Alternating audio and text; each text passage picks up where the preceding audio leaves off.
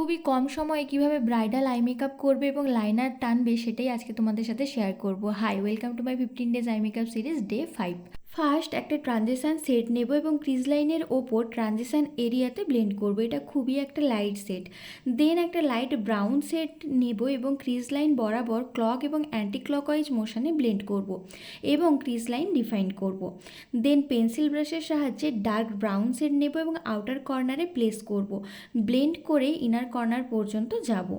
Outer corner enhance করার জন্য আমরা এখানে একটা ডার্ক মেরুন সেট ইউজ করছি এবং শুধুমাত্র আউটার কর্নারেই ব্লেন্ড করছি। মিডিলের ফাঁকা অংশে আমরা একটা ফ্ল্যাট ব্রাশের সাহায্যে গোল্ডেন সিমার অ্যাপ্লাই করব। আউটার কর্নারে আমরা ডার্ক মেরুন সেটটা আবার অ্যাপ্লাই করব যাতে সিমার এবং আউটার কর্নারের শ্যাডোর মাঝে একটা স্মুথনেস থাকে। লোয়ারে আমরা ডার্ক ব্রাউন সেটটা ইউজ করছি। আমরা লাইনারটা লোয়ার ওয়াটার লাইন বরাবর আপ ডিরেকশানে কান বরাবর একটা লাইন ড্র করব।